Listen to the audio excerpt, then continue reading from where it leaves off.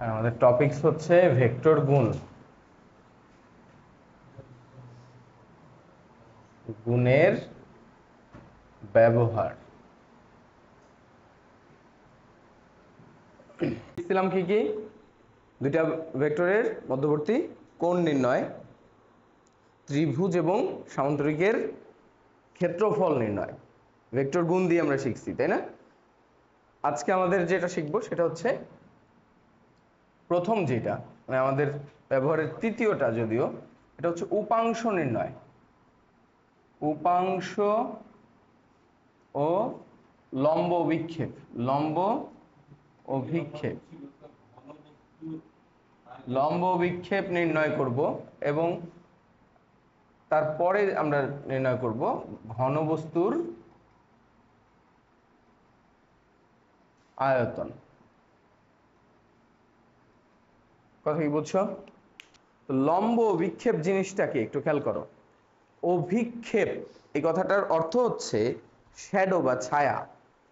অভিক্ষেপ মানে শ্যাডো বা ছায়া। এখন এই যে এই কলমটা আমি এইভাবে যখন ধরছি, দেখো ওই লাইটের কারণে এটার একটা শ্যাডো পড়ছে এখানে, এই যে এখানে একটা শ্যাডো পড়ছে। কথা কি বুঝছো? কিন্তু এইটাকে আমি লম্ব অভিক্ষেপ বলবো না।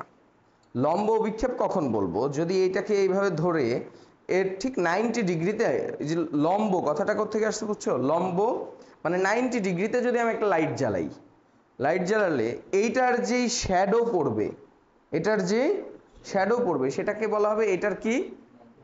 লম্ব অভিক্ষেপ। বুঝতে পারছো?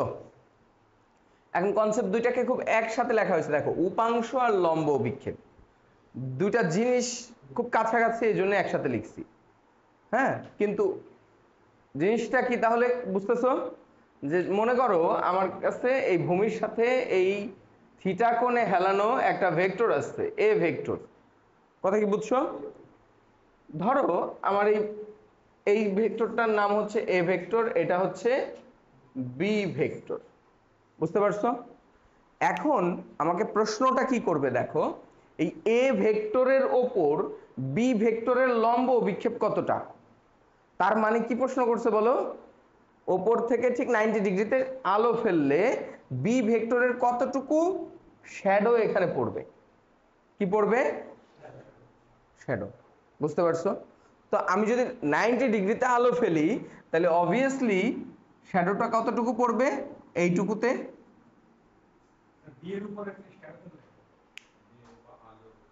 এর উপরে বি এর শ্যাডো ফেলতে হবে, তাহলে বি এর শ্যাডো কতটুকু হবে? বির উপরে লাইট ধরলেই তো এর উপরে শ্যাডোটা পড়বে। তাহলে এই যে যেই অংশটা, এটার নাম কি বলো? এর উপরে, এ এর উপর কার? বি এর অভিক্ষেপ বা লম্ব অভিক্ষেপ। হ্যাঁ, লম্ব অভিক্ষেপ নাম বলছে, অতএব লম্বই হতে হবে। কথা কি বুঝছো? কারণ ভিন্ন অ্যাঙ্গেলে ফেললে তো ভিন্ন ভিন্ন সাইজ হবে, এখন আমি নির্দিষ্ট করব কিভাবে? শুধুমাত্র 90 ডিগ্রিতে ফেললেই এর এতটুকু শ্যাডো পড়বে, তাই না? তাহলে আমার কতটুকু জায়গা লাগবে, কতটুকু লম্ব বিক্ষেপ বের করতে বললে কতটুকু দূরত্ব বের করতে হবে বলো? এই শ্যাডোটুকু। বুঝতে পারতেছো তোমরা? তাহলে এইটা আমি তোমাদের বারবার বলছিলাম যে উপাংশে বিভাজন আমাদের খুব গুরুত্বপূর্ণ কনসেপ্ট। কি কারণে? যতদিন সায়েন্স পড়বো এটা লাগবে। দেখো তো এই যে যে শ্যাডোটা, এটা আসলে বি এর কি? ভূমি বরাবর উপাংশ না, তাই না? তাহলে এই লম্ব বিক্ষেপের মান কত বলতে পারি আমরা বলো? বি কস থিটা বলা যায় না?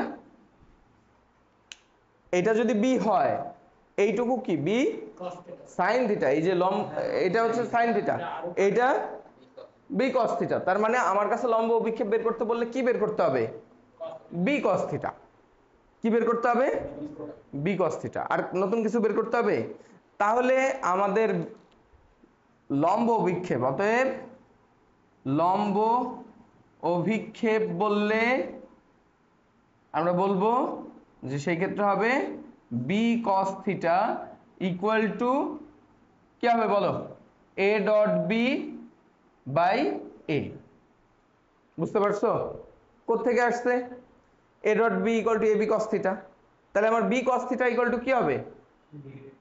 তাহলে এটা এটা আরো ওই যে কোণ নির্ণয় থেকে আরো কি হলো, সহজ না? আরো কিছু কম কাজ করতে হচ্ছে, জাস্ট আমার বি কস থিটা বের করতে হবে। এখন তোমাকে প্রশ্নে বললো বি এর উপরে এর লম্ব বিক্ষেপ বের করো। কার উপরে?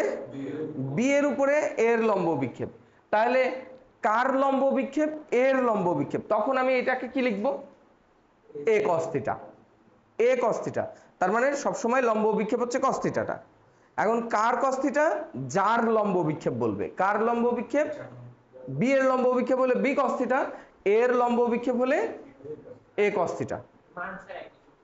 সূত্র একই হবে। তখন তখন কি হবে? A cos theta equal to কি হবে তুমিই বলো? A dot B divided by B হবে তখন। এখন যেমন বি কস থিটাতে এ ডট বি বাই কি এ, তখন হবে A cos theta equal to A dot B by B. বুঝতে পারতেছো? তাহলে সহজ কিনা? এবার দেখো লম্ব অভিক্ষেপ আর উপাংশ এই দুইটা জিনিস একই, পার্থক্য কোথায়? একটা হচ্ছে ভেক্টর, একটা হচ্ছে স্কেলার। একটা হচ্ছে যেমন বেগ আর দ্রুতি। বেগ কি রাশি?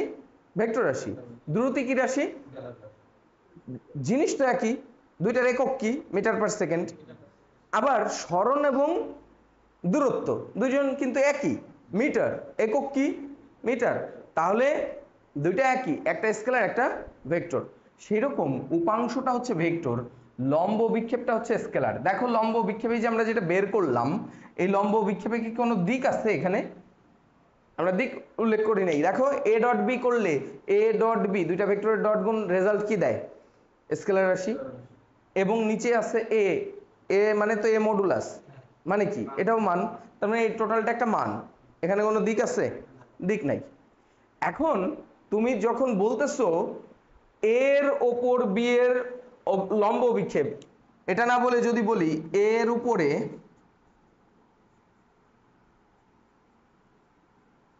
বি এর উপাংশ, জাস্ট লম্ব বিক্ষেপের জায়গায় কি বললাম? উপাংশ।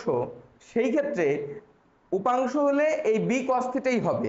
একটু আগে বলছি দুইটা মান একই মান, তাহলে কি হবে? B cos theta. বাট এইখানে আমার কি উল্লেখ করে দিতে হবে? দিক উল্লেখ করে দিতে হবে। এখন আমার প্রশ্ন হচ্ছে তোমাদের কাছে, এই বি কস থিটার দিক কোন দিকে?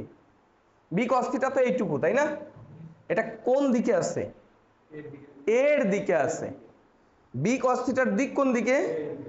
এই শ্যাডোটা আছে কার দিকে? এর দিকে। তাহলে বি কস থিটার দিক এর দিকে। এটা আমি কিভাবে বুঝাবো? এ দিয়ে যদি আমি এখানে যদি এ ভেক্টর দিয়ে দেই তাহলে কিন্তু প্রবলেম হয়ে যাচ্ছে, কারণ তখন এ বি কস থিটা হয়ে যাচ্ছে, তাহলে তো হচ্ছে না। তখন আমার এর উপরে একটা ক্যাপ চিহ্ন দিতে হবে, তার মানে দিক এর দিকে, কিন্তু মান কত? মান হচ্ছে এ ক্যাপ দেওয়ার মানে কি? এর মান কত? এখন এর একক ভেক্টর, কোন ভেক্টরের উপরে হ্যাট চিহ্ন বা ক্যাপ চিহ্ন দেওয়া মানে একক। তাহলে ক্যাপ চিহ্ন দেওয়ার কারণে এর মান কত হয়ে গেল? একক।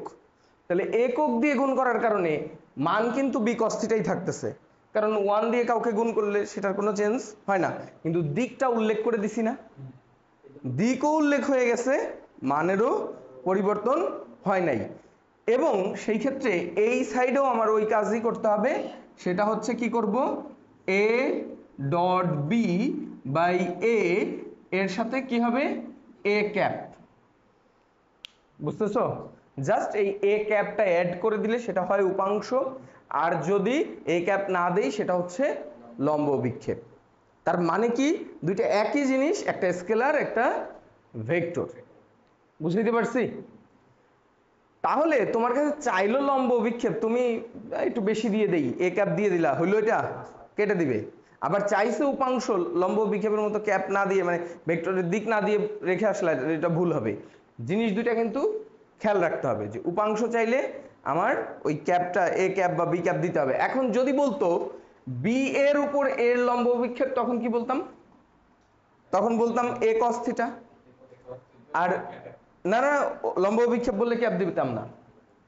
যদি বলতো বি এর উপরে এর উপাংশ, তখন বলতাম এ কস থিটা বি ক্যাপ।